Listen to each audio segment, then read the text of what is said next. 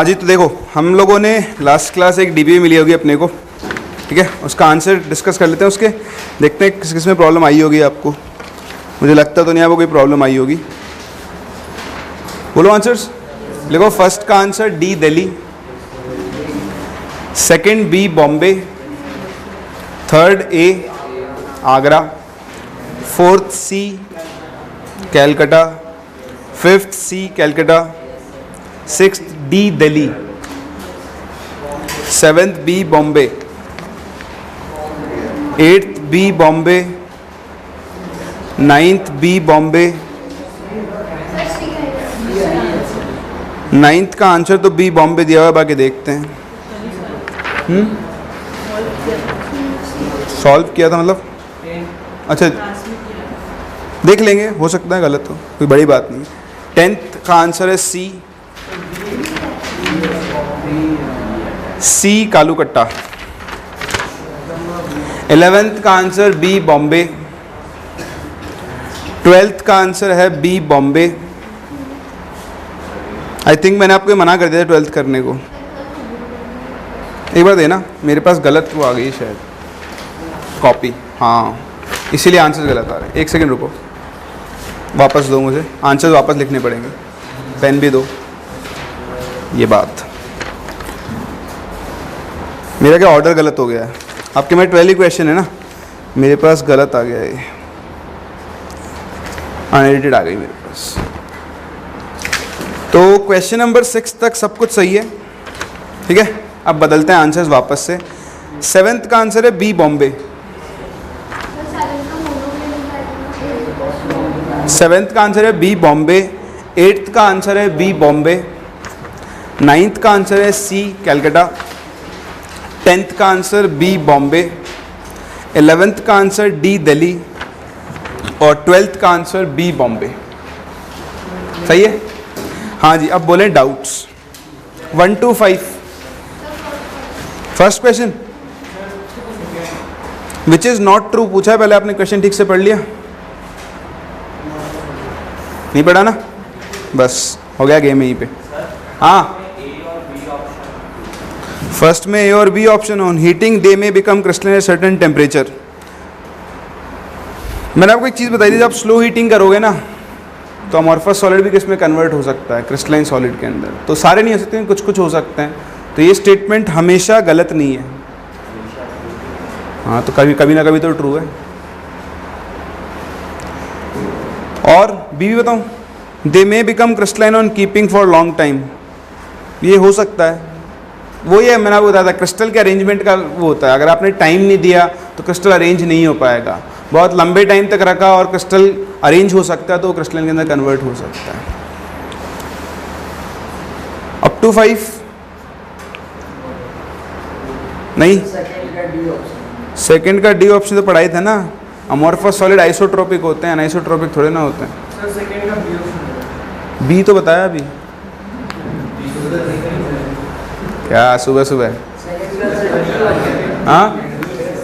हाँ सेकंड का डी क्या अच्छा सेकंड का डी बोल रहे हो क्या? सॉरी, आप भी सेकंड का बी बोल रहे थे क्या? हाँ अब तो इज्जत बचाने के लिए बोलोगे। हाँ सेकंड का D, second the sharp melting point of crystalline solid is due to regular arrangement of.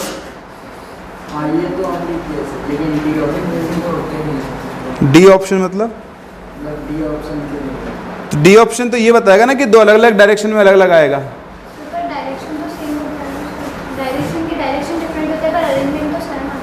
Same कहाँ आता है?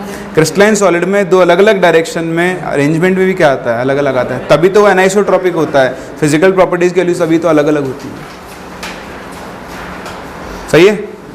वो ये पूछ रहा है शार्प मेल्टिंग पॉइंट क्यों होता है, तो इसलिए होता है कि रेगुलर अरेंजमेंट है। जिस टेम्परेचर पर अरेंजमेंट ब्रेक हो गया उस टाइम पर वो मेल्ट होना शुरू हो जाएगा। ये थोड़ा ना पूछ रहा है कि दो अलग अलग डायरेक्शन में मेल्टिंग पॉइंट अलग अलग क्यों होता है। ये पूछता तो इसका आंसर डी होता। अप टू 5 समझ में नहीं आया? The lattice site in a pure crystal can not B occupied by. Lattice site मतलब लैटिस पॉइंट। तो लैटिस पॉइंट को कौन ऑक्यूपाई करता है? एटम, मॉलिक्यूल्स या आयंस।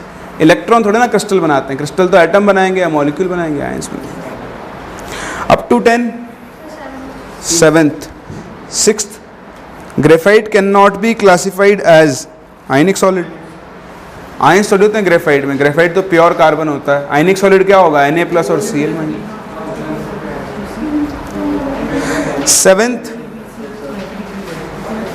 सेवेंथ में क्या हो गया?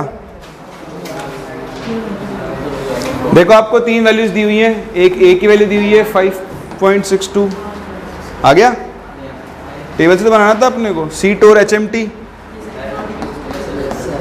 ठीक है। तो देखो यहाँ पर A, B, C तीनों अलग अलग हैं। तो मैंने आपको बताया था यहाँ A = B = C होता है, यहाँ A = B ≠ C, यहाँ पर A ≠ B ≠ C। तो एक तो ये ऑर्थोरोम्बिक हो सकता है, या फिर लास्ट में 2 क्लिनिक थे, एक मोनोक्लिनिक और एक ट्राई क्लिनिक, उनमें भी A ≠ B ≠ C आता है। फिर एंगल्स तीनों परपेंडिकुलर है, मतलब अल्फा बीटा गामा तीनों कितने होंगे? 90 डिग्री। तो वो तो यहीं पर होता है, अल्फा = बीटा = गामा = 90। समझ में आ रहा है? 9th नहीं, हाँ, up to 14th, sorry up to 12th, 11th, 12th, एक second, 6th, 7th, 8th, 9th, 10th, 11th और 12th। 12th बताना है, 11th बताना है। As it cools, olive oil slowly solidifies and forms a solid over a wide range of temperature. Which term best describes solid? Olive oil, oil में क्या होते हैं बताओ? मेन कंपोनेंट्स पता है ऑयल के क्या होते हैं? ऑर्गेनिक कंपाउंड होते हैं, ऑर्गेनिक मॉलिक्यूल्स बड़े बड़े, लाइक फैट्स। उनके अंदर क्या होता है भाई? ऑयल का मेन कंपोनेंट क्या होता है? ऑयल में मेनली फैट्स होते हैं, ठीक है। 2 तरह के फैट्स होते हैं, सैचुरेटेड और अनसैचुरेटेड, ठीक। तो इनमें बड़ी बड़ी कार्बन चेन्स होती हैं अगर आप फैट्स के फॉर्मूले बनाओगे। तो बताओ जो आपके पास हाइड्रोकार्बन्स हैं या कोई भी कार्बन कंटेनिंग कंपाउंड्स हैं, इनके बीच में कौन से फोर्सेस काम करेंगे? पहली बात बताओ, ये एटम्स होंगे या मॉलिक्यूल्स होंगे? मॉलिक्यूल्स होंगे, ठीक है। तो मॉलिक्यूल्स होंगे तो इनके बीच में कौन से फोर्सेस काम करेंगे? Van der Waals forces. तो बताओ ये कौन से सॉलिड बनाएंगे? ये आयनिक सॉलिड बना सकते हैं क्या? नहीं। ये मेटालिक सॉलिड बना सकते हैं क्या? तो ये कौन सॉलिड बनाएंगे? ये नेटवर्क सॉलिड बना सकते हैं क्या? नेटवर्क, नेटवर्क में क्या होता है? 2 या 1 या 2 टाइप के एटम होते हैं, उनके बीच बहुत सारे कोवेलेंट बॉन्ड्स होते हैं। यहाँ पे तो 15-15, 20-20 कार्बन एटम्स होंगे, एक बहुत बड़ा मॉलिक्यूल होगा, वो बहुत बड़ा मॉलिक्यूल दूसरे बड़े मॉलिक्यूल को वैन डर वाल्स फोर्सेस से क्या कर रहा होगा? अट्रैक्ट कर रहा होगा। तो ये मॉलिक्यूलर सॉलिड्स ही बना सकते हैं और कोई नहीं बना सकते। बड़े बड़े मॉलिक्यूल्स हैं तो कौन सा सॉलिड बनेगा? मॉलिक्यूलर सॉलिड ही बनेगा, ठीक। तो इसका आंसर क्या हो जाएगा? डी हो जाएगा। मॉलिक्यूल्स क्रिस्टल लिखा हुआ है, मॉलिक्यूलर क्रिस्टल लिख लेना इसको आप। 14th, at very low temperature oxygen O2, sorry 12th, at very low temperature oxygen O2 freezes and forms a crystalline solid. Which term best describes the solid? बताओ O2 क्या है? मॉलिक्यूल, पोलर है non polar है? ठीक, तो simple O2 molecule है और non polar है आपका, तो O2 बताओ इनके बीच में कौन से फोर्सेस काम करेंगे? Simple van der Waals forces. कौन सा क्रिस्टल बनेगा? Molecular crystal. कर लोगे? चलो आगे बढ़े।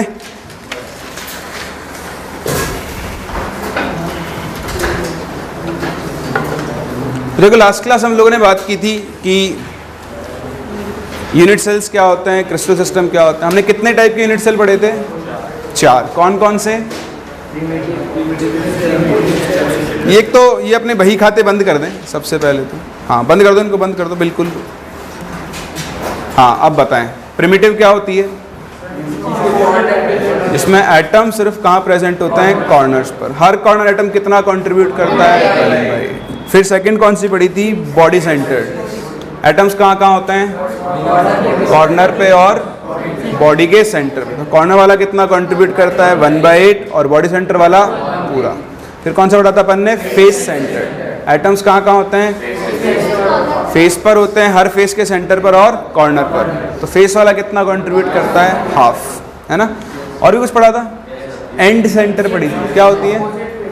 कोई भी 2 अपोजिट फेसेस पर एटम्स होंगे और साथ में कहाँ पर होंगे? कॉर्नर्स पर, ठीक है। चलो उसके बाद मैंने आपको सिखाया था कि टोटल कितने टाइप्स के क्रिस्टल सिस्टम होते हैं? 14 टाइप्स के। उनको हम क्या बोलते हैं? नहीं गलत बोला आपने आंसर। मैंने आपसे पूछा है टोटल कितने टाइप के क्रिस्टल सिस्टम होते हैं, 7। और यूनिट सेल से कितने टाइप पढ़े आपने, 4। इन सबको कंबाइन करके टोटल कितने टाइप के लैटिस एग्जिस्ट करते हैं, 14, जिन्हें हम किस नाम से जानते हैं, ब्रेवियस लैटिसेस के नाम से। ठीक, दीज आर ब्रेवियस लैटिसेस। एक ट्रिक भी सिखाई थी मैंने आपको, बताओ। C TOR H M T. C stands for cubic, T stands for, O stands for, R rhombohedral का और नाम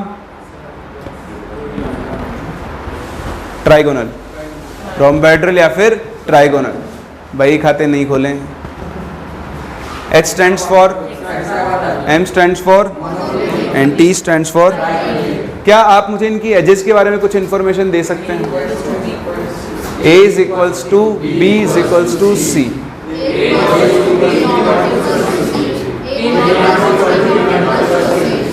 आगे वापस से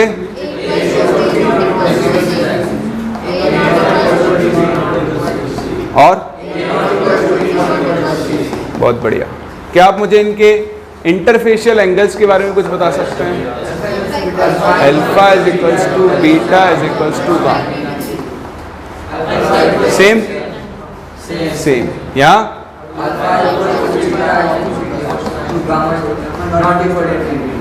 नॉट इक्वल टू 90। बहुत बढ़िया। आगे अल्फा इज इक्वल्स टू,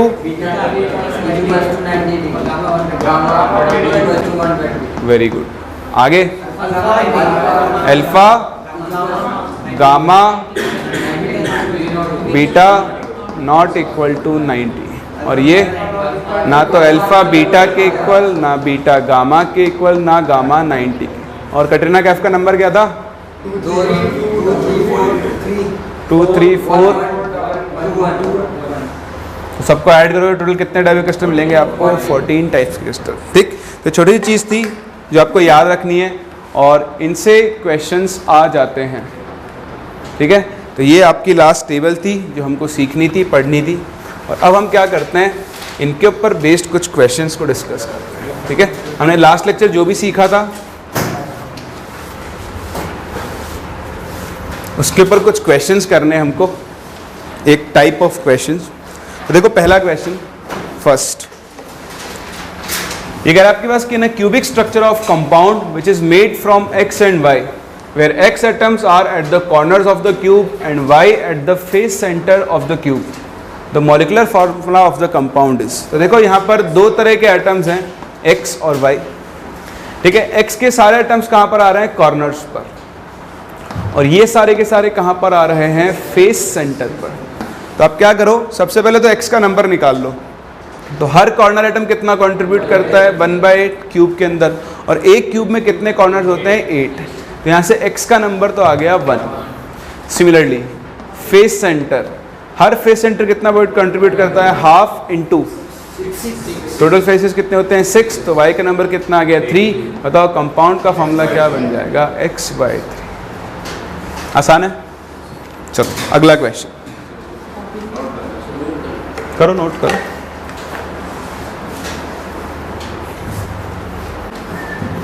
देखो नेक्स्ट क्वेश्चन। चलो ये क्वेश्चन आप लोगों को ट्राई करना है।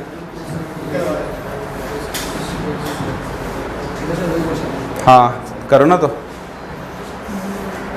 वही क्वेश्चन है, मुझे पता है, आंसर भी वही आना चाहिए। हाँ यही होगा आंसर, आसान है। देखो बोल रहा है एक फेस सेंटर्ड लैटिस है, तो फेस सेंटर्ड का मतलब क्या हो गया? एटम्स कहाँ कहाँ पर प्रेजेंट है? कॉर्नर्स पर और फेस के सेंटर पर। अब बता रहा है क्वेश्चन भी, एक्स एटम्स तो हैं कॉर्नर पर। ठीक है, तो हर कॉर्नर पर एक्स एटम है आपका, और वाई एटम्स कहाँ पर है? फेस सेंटर पर। तो वाई एटम्स को वाइट कलर से बना लेता हूँ। अब आगे और कहानी सुना रहा है, क्या बोल रहा है कि then the formula of the compound would be if one of the X atom is missing from a corner. एक एक्स एटम गायब हो गया कॉर्नर पे से, तो जो गायब होगा वो बचा ही नहीं, इसका कोई कंट्रीब्यूशन ही नहीं है। तो बताओ अब कितने एक्स एटम होंगे इफेक्टिवली? तो 7 कॉर्नर्स और उनका 1/8 कंट्रीब्यूशन। बताओ वाई के एटम्स तो अब भी कितने होंगे? 6 सेंटर्स और उसका कंट्रीब्यूशन हाफ। तो फॉर्मूला हो गया x7/8y3। हम कभी भी फॉर्मूला फ्रैक्शनल फॉर्म में नहीं लिख सकते, इसलिए हमें इसको कंप्लीट रेशियो में बदलना होगा। तो दोनों को 8 से मल्टीप्लाई कर दो तो ये बनेगा x7 और ये कितना बनेगा 20। समझ में आ रहा है?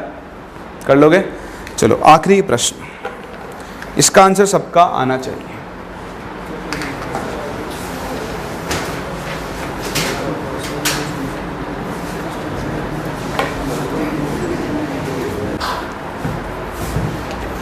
तो देखो क्या आएगा इसका answer, solid has structure in which W atoms are located at the corners. तो W तो हो गया कॉर्नर्स पर, O atom at the centre of the edges and Na atom at centre of the cube. ठीक, तो देखो W तो कितना हो जाएगा 8 × 1/8, 8 कॉर्नर्स और 1/8 कंट्रीब्यूशन। और कौन बचा? ऑक्सीजन। ऑक्सीजन कहाँ पर है? देखो सेंटर ऑफ द एज। तो आप देखो एक क्यूब को बनाओ, वैसे तो मैंने आपको लिखवा दिया था पर डिस्कस नहीं किया था हमने, मैं आपको समझा देता हूँ। ये क्यूब के एजेस हैं, इस एज के सेंटर पर एक एटम है। तो बताओ इस एटम को कवर करने के लिए आपको कितने क्यूब्स की ज़रूरत है? देखो एक क्यूब तो इसके पड़ोस वाला बनेगा, एक इसके ऊपर वाला बनेगा, ऊपर वाले में एक क्यूब ये वाला और एक क्यूब ये वाला। तो इस तरह से ये एटम इन चारों क्यूब्स के अंदर समा जाएगा, आएगा। तो एक एज के सेंटर के एटम को, एक एज सेंटर एटम को कवर करने के लिए आपको टोटल 4 क्यूब्स की ज़रूरत पड़ती है। इसका मतलब एक क्यूब में उसका कितना पार्ट होगा? सिर्फ 1/4 पार्ट होगा। ठीक है, तो अगर हम O का नंबर निकालें तो 1/4 इंटू, बताओ कितने एजेस हैं? 12। एक क्यूब में 12 एजेस होते हैं ना, गिन भी सकते हो, आपको दिख रहे हैं सारे के सारे। बाद में बचा सोडियम Na। बताओ सोडियम कहाँ पर है? सेंटर ऑफ क्यूब, और सेंटर क्यूब वाला तो पूरा क्यूब के अंदर होगा। तो इस तरह से देखो NaWO3, ये इस कंपाउंड का फॉर्मूला हो गया। यानी हमारा करेक्ट आंसर क्या हो गया? Option number B. कर सकते हैं? कोई डाउट? चलो, तो ये सारी बातें हम लोगों ने लास्ट क्लास सीखी थी, कौन सा एटम कितना कंट्रीब्यूट करता है। तो इस हिसाब से आपके पास जो पहली वैरायटी ऑफ क्वेश्चन बनती है वो है ये, जिसमें आपको एक कंपाउंड का फॉर्मूला निकालना होता है। ऐसी ही दूसरी वैरायटी और बनेगी जब हम आगे चलकर वॉइड्स वगैरह डिस्कस कर लेंगे। ठीक है, चलो अब हम बढ़ते हैं आगे, और आज हमें डिस्कस करना है एनालिसिस ऑफ यूनिट सेल्स। ठीक, जो आपने अलग अलग टाइप के यूनिट सेल्स पढ़े उनमें कुछ चीज़ें आपको सीखनी होती है। तो आप नेक्स्ट हेडिंग डालें,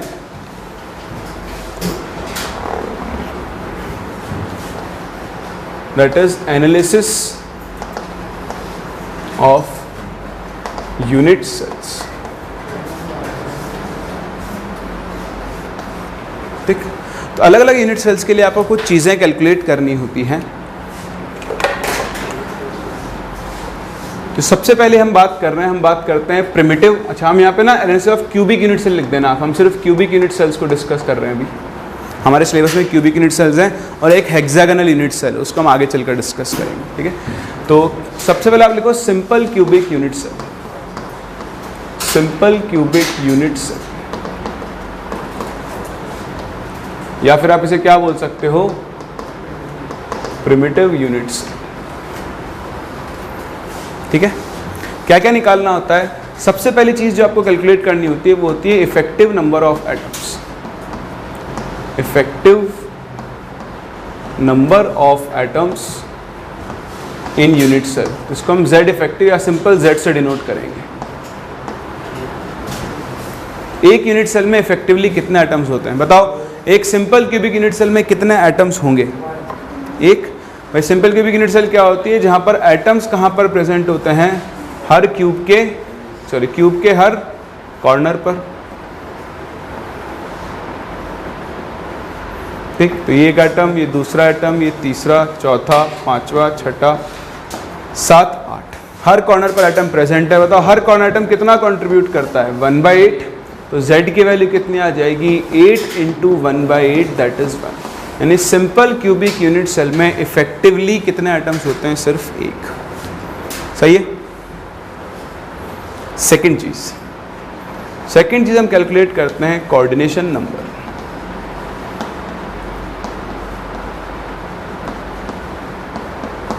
CN। तो कोऑर्डिनेशन नंबर क्या होगा? It is the number of nearest neighbours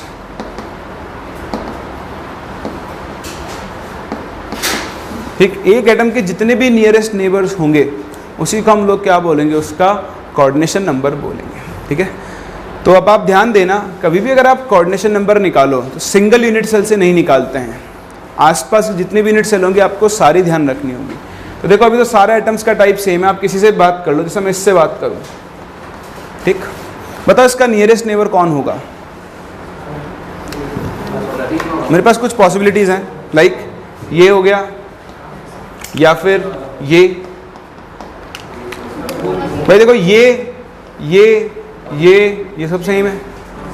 ठीक है, तो आप क्या करो, नियरेस्ट नेबर कैसे ढूंढते हैं, ऐसे देख के नहीं ढूंढते हैं, डिस्टेंस से ढूंढते हैं। कैसे ढूंढते हैं, डिस्टेंस से।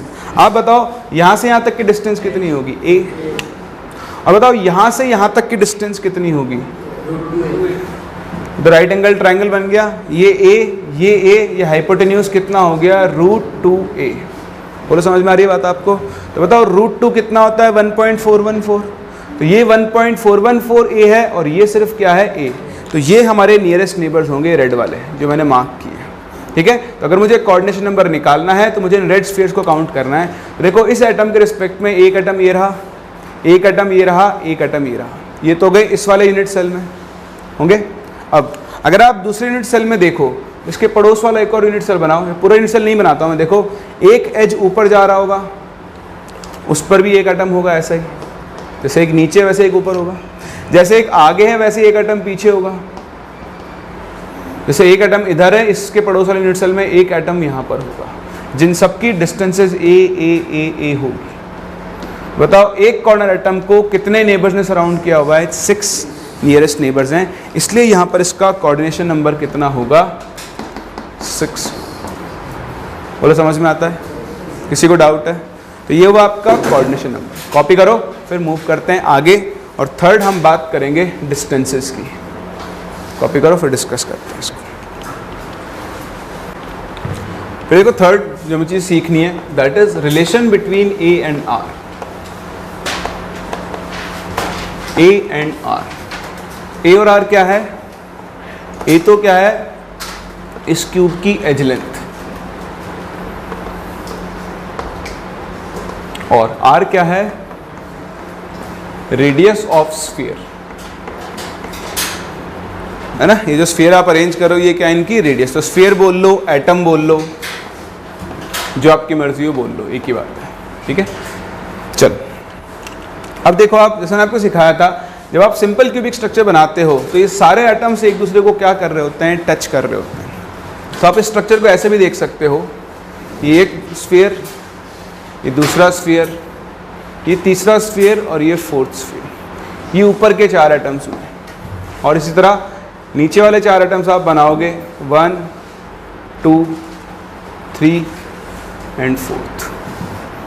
तो जब आप इनके सेंटर्स को मैच करोगे तो देखो ये इस क्यूब का एज बनेगा, इधर इनके सेंटर्स को मैच करोगे तो क्यूब का एज, इधर मैच करोगे, इधर मैच करोगे। सेम ऐसे ही यहाँ पर इसका सेंटर, इसका सेंटर, इसका सेंटर, इसका सेंटर। तब आप बताओ अगर सारे एटम्स टच कर रहे हैं तो ये जो एज लेंथ होगी, बताओ ये किसके बराबर होगी, 2r के बराबर। यानी सिंपल क्यूबिक स्ट्रक्चर के लिए a इज इक्वल्स टू क्या होता है, 2r। ठीक है, तो हमेशा ध्यान रखना सिंपल क्यूब में ये कॉर्नर एटम्स हमेशा क्या कर रहे थे, सारे एटम्स एक दूसरे को टच कर रहे होते हैं। बॉडी सेंटर्ड में या फेस सेंटर्ड में करेंगे नहीं करेंगे वो हम बाद में देखेंगे, बट हाल फिलहाल यहाँ पर सारे टच कर रहे हैं। और यहाँ पर a की वैल्यू किसके इक्वल होगी, 2r के इक्वल होगी। सही है, कोई डाउट? चलो डाउट नहीं तो मूव करते हैं 4th पार्ट पर। 4th पार्ट के लिए मुझे जगह चाहिए होगी तो यहाँ डिस्कस कर लेते हैं। चलो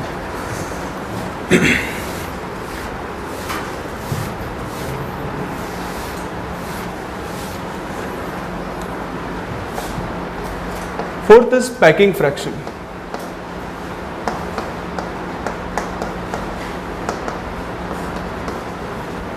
देखो पैकिंग फ्रैक्शन आपको ये बताता है कि एक क्यूब के अंदर एटम्स कितना क्लोजली पैक्ड हैं, मतलब उनके बीच में खाली स्पेस कितना कम या फिर कितना ज़्यादा है। किसी लैटिस का पैकिंग फ्रैक्शन अगर ज़्यादा होगा तो उसमें एटम्स बहुत टाइटली पैक्ड होंगे, अगर उसका पैकिंग फ्रैक्शन कम होगा तो उसमें क्या होंगे, एटम्स लूजली पैक्ड होंगे। एक क्रिस्टल जितना टाइटली पैक्ड होगा वो उतना ही ज़्यादा उसकी स्ट्रेंथ होगी, उसका मेल्टिंग पॉइंट उतना ही क्या होगा, हाई होगा। तो लेटेस्ट पॉइंट से मतलब पैकिंग से हम लोग सबको बहुत सारी चीज़ों का आइडिया लगा सकते हैं। अब पैकिंग फ्रैक्शन निकालेंगे कैसे, तो देखो बहुत आसान होता है पैकिंग फ्रैक्शन का को निकालना। आप बताओ, ये आपके सामने सिंपल क्यूबिक क्रिस्टल बना हुआ है, ठीक है, बताओ क्या इन सारे एटम्स के बीच में गैप जीरो है? नहीं है, कुछ ना कुछ गैप है, ठीक। अब ये सब एटम्स क्या कर रहे हैं, इस यूनिट सेल के अंदर में इनको काउंट कर रहे हैं। बताओ इस यूनिट सेल का टोटल वॉल्यूम क्या इन एटम्स ने ऑक्यूपाई किया हुआ है? नहीं किया हुआ ना, उसका सिर्फ कुछ पार्ट ही ऑक्यूपाई किया हुआ है। तो अगर आपको पैकिंग फ्रैक्शन निकालना है तो उसका एक सिंपल सा फॉर्मूला आप खुद बना सकते हो कि भाई volume occupied by atoms in the unit cell, इस गिवन यूनिट सेल में एटम्स ने कितना वॉल्यूम ऑक्यूपाई किया हुआ है, डिवाइडेड बाय क्या करोगे बताओ, वॉल्यूम ऑफ यूनिट सेल। सही है? तो आप मुझे बताओ इन एटम्स ने इस यूनिट सेल में कितना वॉल्यूम ऑक्यूपाई किया हुआ होगा, कैसे पता करें? हाँ, 4/3 पाई आर क्यूब इंटू 2 क्यों? क्योंकि सर ऊपर में सर 4 एटम होगा तो सर इंटू क्यों? हाँ भाई बताओ इस यूनिट सेल में इफेक्टिवली कितने एटम्स थे? 1। सबसे पहली चीज़ आपने वही कैलकुलेट कर दी कि z की वैल्यू कितनी आ रही है यूनिट सेल के लिए, 1। तो इफेक्टिवली एक एटम है, बताओ एक एटम का वॉल्यूम कितना होगा, 4/3 पाई आर क्यूब। तो वॉल्यूम ऑक्यूपाइड बाय एटम्स आप कैसे निकालोगे, number of atoms into volume of 1 atom. और बताओ वॉल्यूम ऑफ यूनिट सेल, ये तो एक क्यूब है, बताओ क्यूब का वॉल्यूम क्या होता है, ए क्यूब होता है। अच्छा तो अगर ये क्यूब की जगह कुछ और होता, मान लो ए बी सी तीनों की वैल्यू अलग अलग होती, तो आप इसका वॉल्यूम कैसे निकालते, ए इंटू बी इंटू सी, यही तो होगा, है ना। अभी भी तो ए इंटू ए ही कर रहे हैं, जब अलग अलग होंगे तो हम क्या कर देंगे, ए इंटू बी इंटू सी।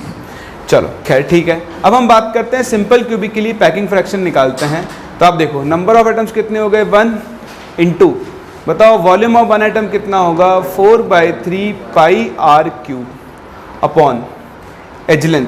क्या हम एज लेंथ को रेडियस से रिलेट कर सकते हैं? तो ए की जगह लिख दो 2r क्यूब, ये आप कैलकुलेट करोगे वैल्यू आपको मिलेगी अप्रोक्सीमेटली 0.524। यानी एक सिंपल क्यूबिक स्ट्रक्चर के लिए पैकिंग फ्रैक्शन कितना होता है, 0.524। पैकिंग फ्रैक्शन आ गया तो हम ये बता सकते हैं कि कितना स्पेस ऑक्यूपाइड है। बताओ परसेंटेज ऑक्यूपाइड स्पेस कितना होगा, 52.4%। इसको 100 से मल्टीप्लाई कर दो, यानी इसका जितना भी वॉल्यूम है उसका 52.5% तो एटम्स ने ऑक्यूपाई किया हुआ है। बताओ खाली स्पेस, बाकी स्पेस क्या होगा, वैकेंट। तो आप इसे एम्प्टी स्पेस बोल सकते हो, या फिर उससे अच्छा आप इसे वॉइड स्पेस बोलोगे। क्या बोलोगे, वॉइड स्पेस। बताओ वॉइड स्पेस कितना होगा, 47.6%। क्लियर है, कोई डाउट है? तो ये चीज़ें आपको याद रहनी चाहिए। सिंपल क्यूबिक का पैकिंग फ्रैक्शन कितना होता है, 52.4% होता है। अभी हम बाकी सबके लिए भी उसको काउंट करेंगे, चिंता मत करो। और हाल फिलहाल आपको इतनी सी चीज़ ध्यान रखनी है। एक और बहुत ही काम की चीज़ जो आप लोगों को कभी कभी कंफ्यूज कर देती है, इसको मैं 5th बना के लिख लेता हूँ। नियरेस्ट नेबर एंड डिस्टेंसेस,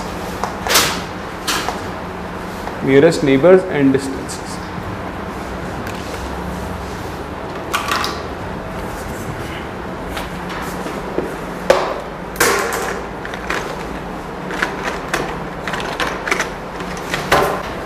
देखो ये क्या पॉइंट है, ये आपको खुद को विजुलाइज करना है, यहाँ पे कुछ भी रटना नहीं है, आपको सिर्फ समझना है। देखो उसके लिए अपन क्या करते हैं, यहाँ पर एक फिर से क्यूब बनाते हैं। तो थोड़ा सा ध्यान से देखना, क्योंकि आप जानते हो मेरी ड्राइंग तो माशाल्लाह है।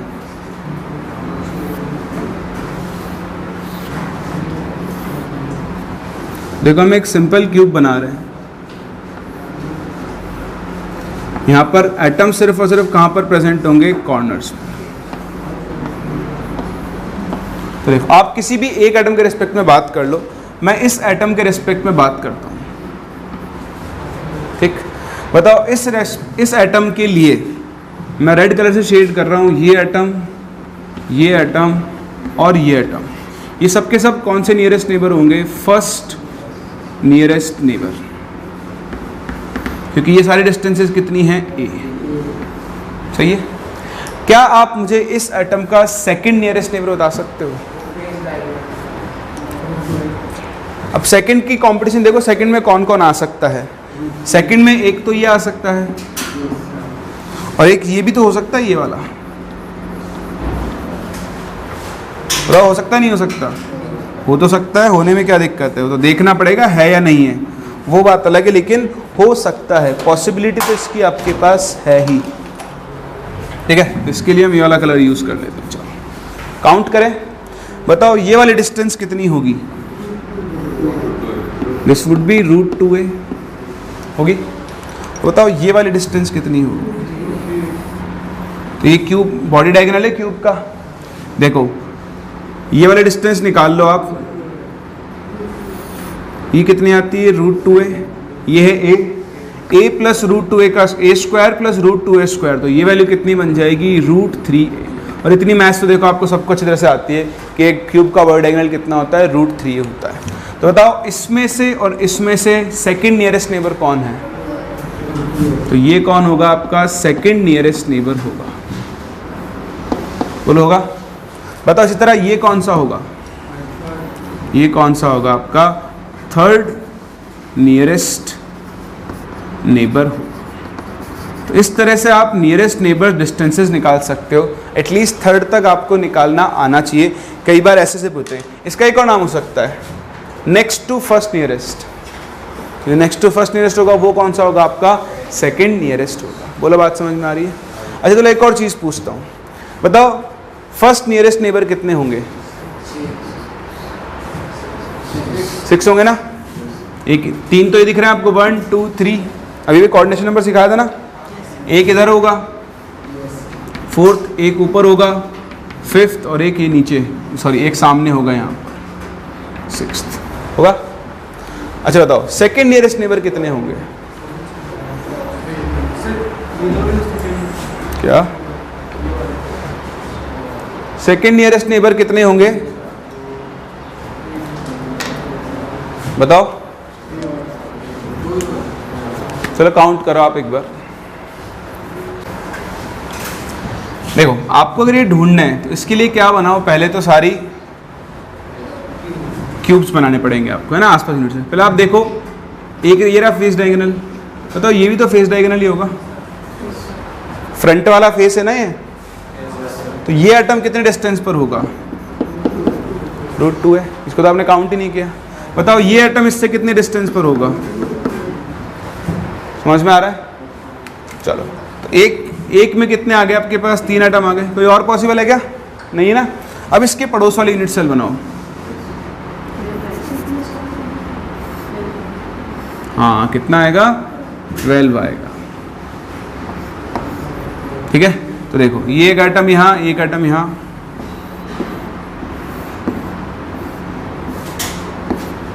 ठीक है। अब देखो ये इससे ये वाला एटम कितने डिस्टेंस पर होगा? √2a होगा, और ये वाला भी कितने पर होगा?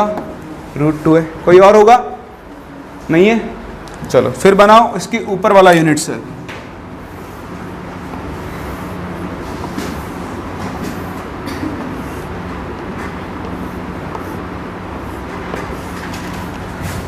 इस एटम से बताओ ये एटम कितने डिस्टेंस पर होगा?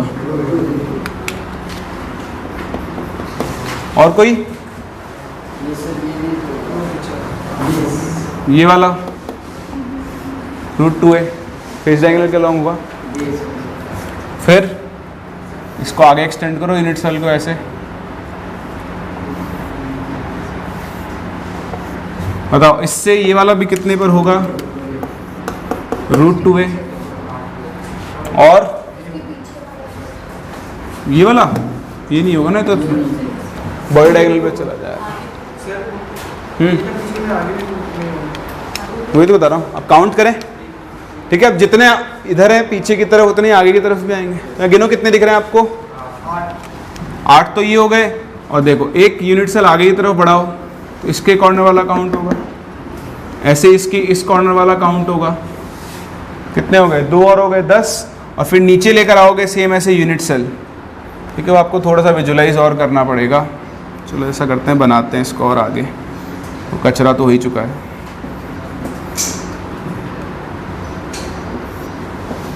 तो देखो मैं आपको सिखाऊं, एक तो फ्रंट वाला एक बना रहा हूँ, एक तो ये होगा और एक ये वाला जो फेस बनेगा उसका ये वाला आइटम भी इससे कितने डिस्टेंस पर होगा? √2 होगा। तो इस तरह से आपके पास टोटल कितने आएंगे? 12 सेकंड नियरेस्ट नेबर्स आएंगे। समझ रहे हो बात को? काउंट कर सकते हो। तो छोटी सी डिस्टेंसेज हैं, वैसे तो बहुत कम चांसेस होते हैं इनको पूछने के, बट क्या है कभी पूछे नहीं गए हैं तो कभी भी पूछे जा सकते हैं। तो ये आपको खुद से काउंट करने आने चाहिए। तो फर्स्ट नियरेस्ट नेबर था ये जिसका नंबर था 6। सेकंड नियरेस्ट नेबर कौन है? ये जिसका नंबर कितना है? 12। ऐसे बताओ थर्ड नियरेस्ट नेबर कौन होगा? बॉडी डायगोनल वाला, उसका आप नंबर काउंट करोगे तो आई थिंक वो शायद 24 के आसपास आएगा। ठीक है, तो एक बार आप डिस्टेंसेस लिख लो, आपको कुछ भी नहीं करना है, छोटे से टेबल बना लो। मैं आपके सामने टेबल लिख रहा हूँ एक।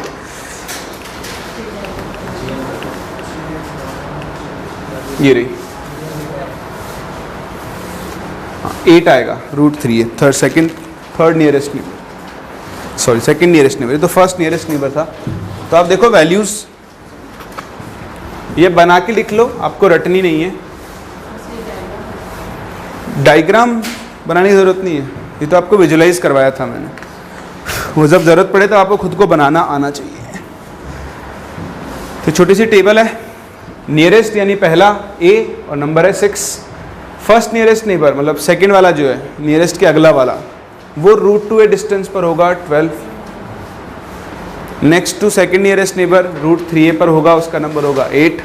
और उसका भी नेक्स्ट 2 पर होगा जिसका नंबर कितना होगा? 6।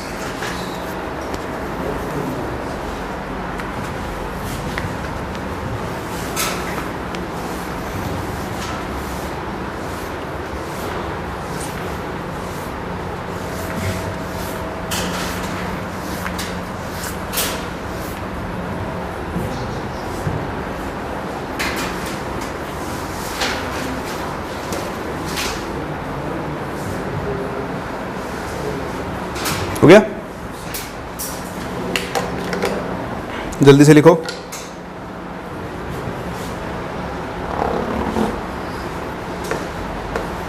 फिर हम एनालाइज करते हैं सेकेंड टाइप के यूनिट सेल को, that is body centred cubic, जिसे हम BCC यूनिट सेल भी बोलते हैं।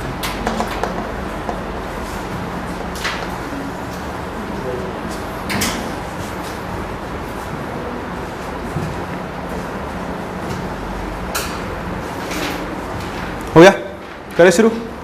तो देखो बॉडी सेंटर्ड के लिए वही सारी चीजें सेम कैलकुलेट करनी होता है। सबसे पहला Z की वैल्यू कितनी आएगी? तो देखो बॉडी सेंटर में क्या होगा? एटम्स एक तो कहाँ पर प्रेजेंट है? कॉर्नर पे, और कॉर्नर्स के साथ साथ और कहाँ प्रेजेंट होगा? Body centre. ठीक है, तो देखो हर यूनिट सेल को आप खुद से एनालाइज करने की कोशिश करो, तभी आप कभी इनमें गलती नहीं करोगे। वैसे तो बहुत आसान होता है और छोटे छोटे पॉइंट्स हैं जो आपको मिस आउट नहीं करने चाहिए। एटम्स देखो कहाँ पर प्रेजेंट होंगे? कॉर्नर्स पर, और एक एटम कहाँ पर प्रेजेंट होगा? बॉडी के सेंटर पर।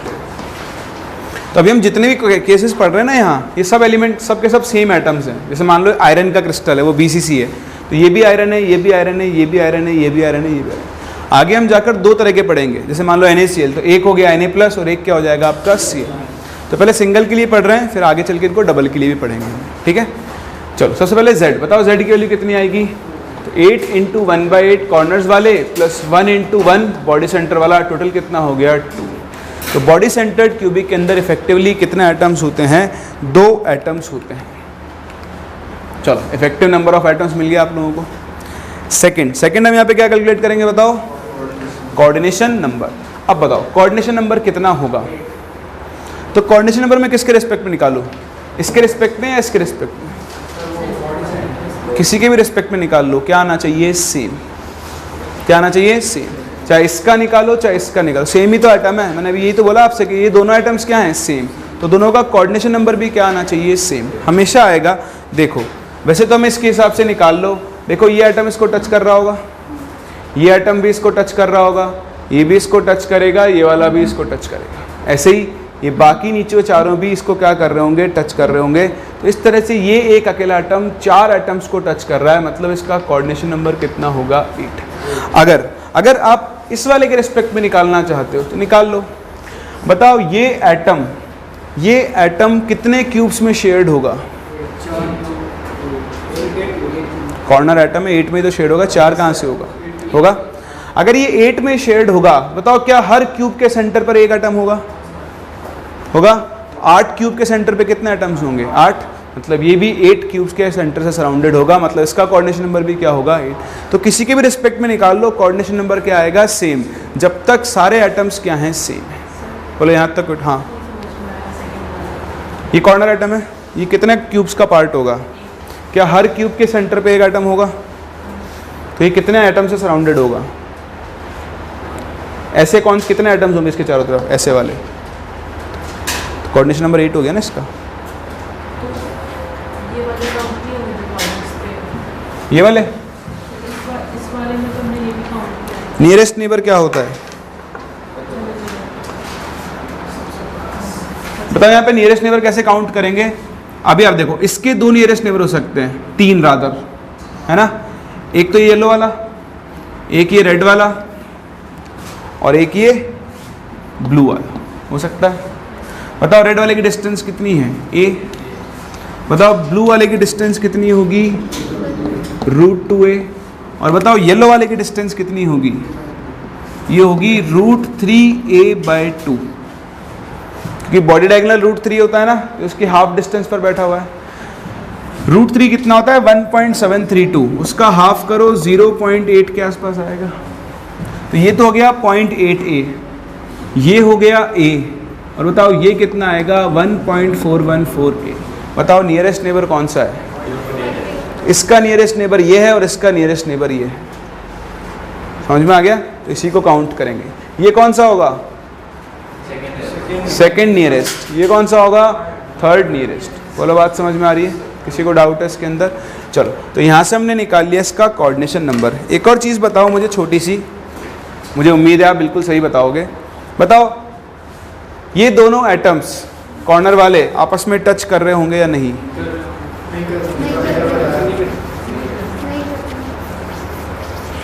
सोचो समझो, जवाब तो नहीं कर रहे होंगे। क्यों?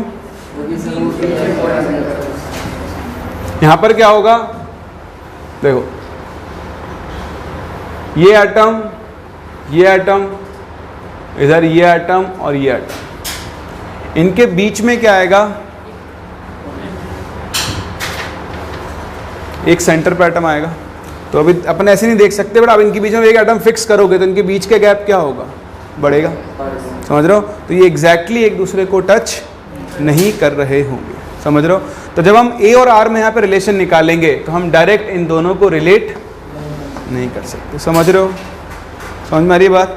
ठीक है। तो लगता ऐसा है आपको कि सामने वाले टच कर रहे होंगे, लेकिन क्या होता है जब ये एक एटम इन चारों के बीच में जाएगा तो क्या होगा, थोड़ा सा स्पेस क्रिएट करेगा।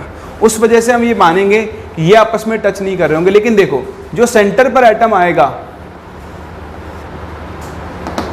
ये ऐसे टच कर रहा होगा, ये एटम और ये एटम, देखो ये तीनों एटम एक दूसरे को टच कर रहे होंगे। ठीक है। तो जब आप इनके बीच में रिलेशन निकालोगे, मान लो आपको बॉडी सेंटर के लिए रिलेशन निकालना है, तो ये आपने यहाँ ले लिया, ऐसा लो, देखो ये एटम, मैं दोबारा नया डायग्राम बनाता हूँ उसके लिए। तो सेकंड ये तो निकाल लिया, कोऑर्डिनेशन नंबर निकाल लिया। थर्ड चीज़ हम यहाँ पे क्या निकालेंगे, relation between A and r. तो अगर आप एक बॉडी सेंटर्ड क्यूबिक स्ट्रक्चर को देखो तो इस बॉडी डायगोनल के अलोंग ये तीनों एटम्स क्या कर रहे होंगे, एक दूसरे को टच कर रहे होंगे। तो आपको जब एटम्स को रिलेट करना है तो आप 3 एटम्स बनाओ और इन तीनों एटम्स के सेंटर को आप मैच करो। बताओ ये डिस्टेंस किसकी इक्वल होगी, कितना होगा, √3a।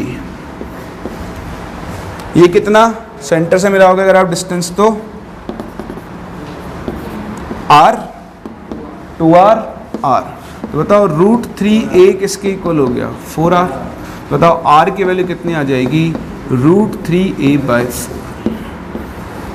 तो बॉडी सेंटर्ड क्यूबिक में अगर आप r और a के बीच में रिलेशन निकालो तो वो कितना आएगा, r इज इक्वल्स टू होता है √3/4 या फिर √3a is equals to 4r। तो ये रटने की जरूरत नहीं है, आप अच्छी तरह जानते हो एक क्यूब का बॉडी डायगोनल √3 है, अगर ये तीनों इसके लॉन्ग टच कर रहे हैं तो डिस्टेंस टोटल 4r होगी, तो 4r इज इक्वल्स टू √3 हो गया। इसके बाद हम क्या निकाल सकते हैं, packing fraction. So fourth packing fraction,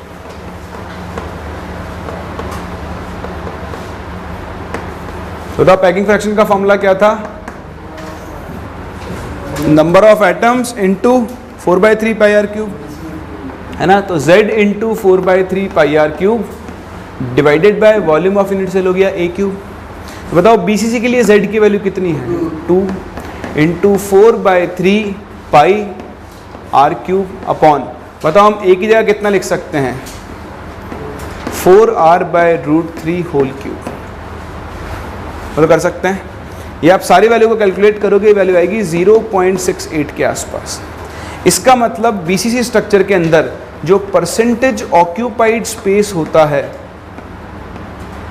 वो कितना होता है, 68%, और जो परसेंटेज एम्प्टी स्पेस होता है या फिर वॉइड स्पेस होता है, बताओ वो कितना होता है, 32%।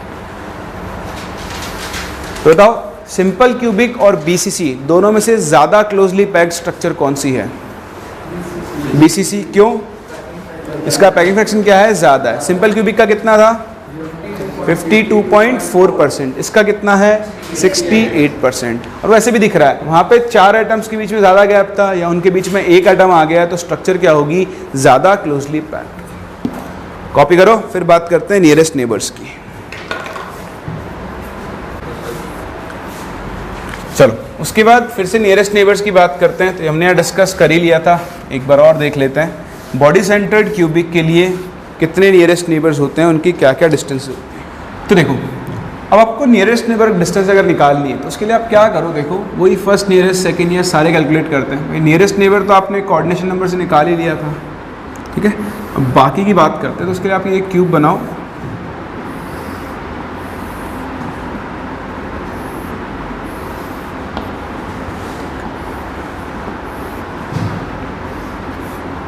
तो आप देखो एक एटम तो होगा आपके बॉडी सेंटर के ऊपर, ठीक है। बाकी एटम्स कहाँ पर होंगे, सारे कॉर्नर्स पर। तो आप चाहो तो बॉडी सेंटर के हिसाब से निकाल लो, आप चाहो तो क्या करो, कॉर्नर एटम से निकाल लो। तब क्या कॉर्नर एटम से निकालोगे तो ज़्यादा आसान रहेगा। तो हम क्या करते हैं, इस एटम के रिस्पेक्ट में निकालते हैं।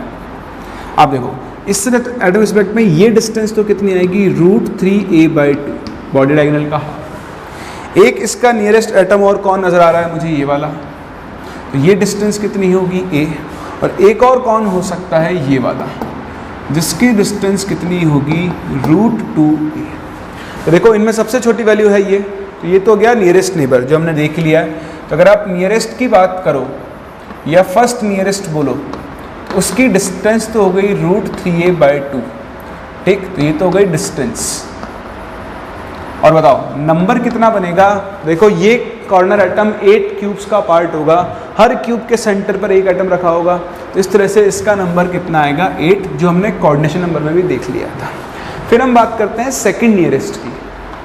सेकंड नियरेस्ट, तो देखो सेकंड नियरेस्ट कौन सा है, ये वाला, a डिस्टेंस पर। तो इसकी डिस्टेंस तो कितनी हो गई, a, तो इसका नंबर कितना होगा। तो आप देखो इस क्यूब में ये एक a डिस्टेंस पर है, ये भी a डिस्टेंस पर है, ये वाला भी a डिस्टेंस पर है। ऐसे इसके पड़ोस में एक और क्यूब होगा, तो उसके एज वाला एटम भी इससे a डिस्टेंस पर होगा। एक इसके सामने वाले एज पर होगा, वो भी a डिस्टेंस पर होगा, और एक इसके ऊपर वाले एज पर होगा, वो भी यहाँ से कितने डिस्टेंस पर होगा, a डिस्टेंस पर। तो जो सेकेंड नियरेस्ट नेबर है उनका नंबर कितना होगा, 6। आसान है। फिर बात करते हैं थर्ड की। तो देखो ये रहा थर्ड नियरेस्ट नेबर, जिसकी डिस्टेंस कितनी है, √2a। तो अगर आप थर्ड नियरेस्ट की बात करो तो थर्ड नियरेस्ट की डिस्टेंस कितनी है, √3a है। और अब इसका नंबर, तो इसका नंबर निकालने के लिए हम दूसरा डायग्राम बनाते हैं। देखो फिर से आप एक क्यूब बनाओ,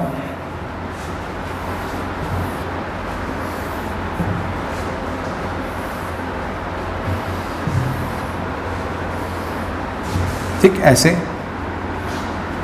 और अब आप क्या करो, इस क्यूब को 4 हिस्सों में बांट दो। कितने हिस्सों में, 4 हिस्सों में।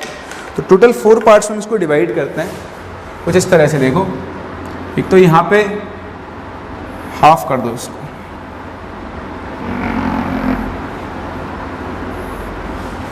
ठीक, एक इसको ऐसे काट दो। तो अब ऐसे काटो तो ये फ्रंट वाले फेसेस, ये बैक वाली,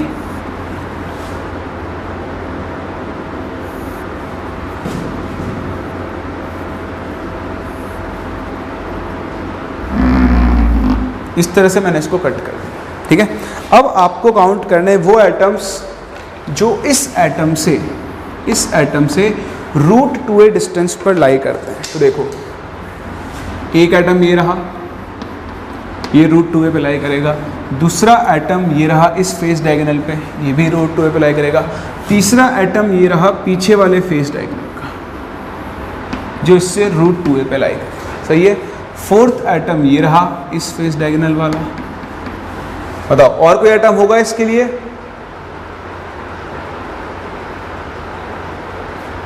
हो गए? चलो एक एटम देखो ये रहा इस वाले फेस डायगोनल वाला, है ना, ये वाला, क्योंकि ये वाला तो फिर बॉडी डायगोनल पे आएगा। जैसा करो इसको भी यहाँ की जगह यहाँ से काउंट करते हैं, ज़्यादा आसान रहेगा हमें, है ना। यहाँ आपको फिर ऊपर बनाना पड़ जाएगा। तो एक बार फिर से इसको गायब करो।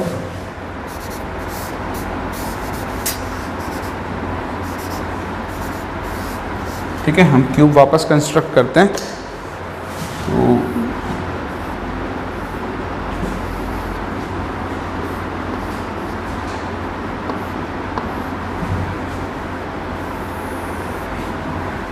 तो ये तो कंप्लीट हो गया आपका क्यूब, और ये वो आपका हाफ क्यूब।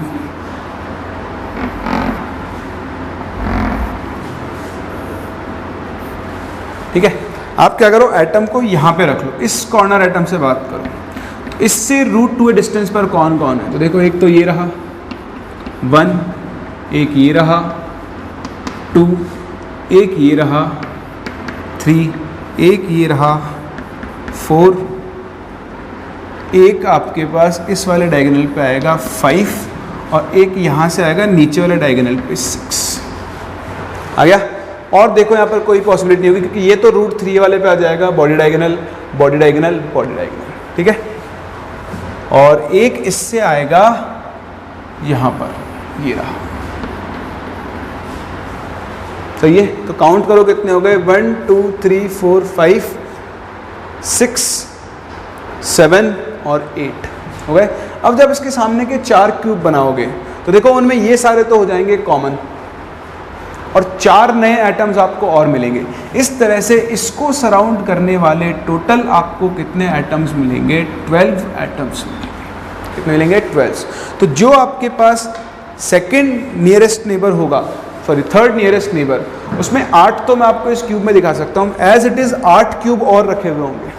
इसके सामने वाला एक क्यूब, इसके सामने वाला एक क्यूब, इसके सामने वाला एक क्यूब जब आएगा तो उसके एक फेस का, इसके फेस का, इसके फ्रंट वाले फेस का, इसके फ्रंट वाले फेस का, 4 आपको एटम्स और मिलेंगे जो इससे रूट 2a डिस्टेंस पर होंगे।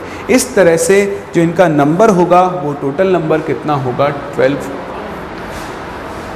तो ये आपके पास BCC के लिए क्या होती है, अलग अलग नेबर डिस्टेंसेस होती है, first nearest, second nearest, third. तो आपको याद बात ज़्यादा नहीं रखनी है, मैक्स टू मैक्स आपसे सेकंड नियरेस्ट तक पूछ लेता है, पर मैं तो फिर भी आपको देखना सिखा रहा हूँ। अगर थर्ड नियरेस्ट की ज़रूरत भी पड़ जाए तो आप उसे इस तरह से विजुलाइज कर सकते हो। क्लियर? तो देखो ये आपके पास नंबर और डिस्टेंसेज हैं। फर्स्ट जो नियरेस्ट होता है, पहला नेबर, वो होता है root 3a/2। Next to first a distance पर होगा, नंबर होगा 6। Next to second to next, मतलब next to second next to nearest, वो क्या होगा? रूट 2a पर, उसका नंबर कितना होगा? 12।